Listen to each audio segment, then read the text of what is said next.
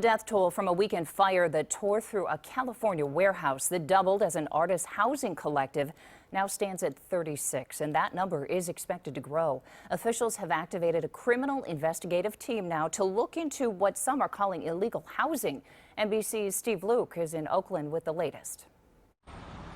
Authorities believe they've pinpointed the section of the warehouse where a deadly fire erupted Friday night. We now feel very strongly that we have the section of the building that was the area of origin of where the fire started.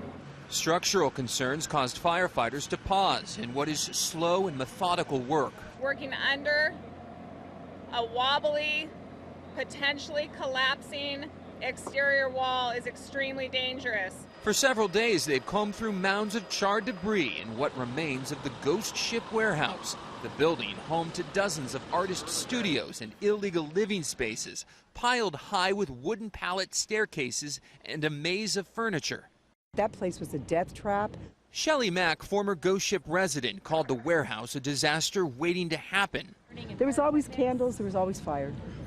This is the single largest fire tragedy in the United States in more than a decade. Officials confirm a criminal investigation is underway. You're no closer to finding a cause, and we absolutely believe that the number of fire fatalities will increase. Unanswered questions for a community deep in grief, still unable to comprehend such a horrific loss of life. In Oakland, Stephen Luke, NBC News. And tonight, many people in Columbus are asking, could the same situation happen here? NBC4's Olivia Fecto has been speaking to fire officials in Columbus about how they enforce the fire codes, and she's live in downtown Columbus tonight. Olivia? Well, here in Columbus, the fire department says it inspects buildings that are not typically open to the, that are typically open to the public at least once a year to make sure that they meet fire code. The goal is to prevent major fires like the one that happened this weekend in Oakland.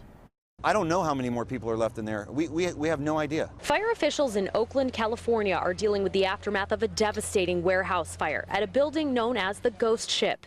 Here in Columbus, Battalion Chief Steve Martin says the fire department inspects buildings annually. Anything that would cause a fire or could cause a fire, anything that would inhibit somebody from exiting the building rapidly. And anything that could prevent firefighters from putting out the flames. If we see something like there's boxes stacked in front of an exit, we'll have those removed immediately before we leave. Inspectors allow a little time for other violations to be corrected, but if things are not fixed, charges can be filed against the property owner or landlord. Being that we go into those buildings at least once a year, we can't take steps to make sure that everybody in the public is safe.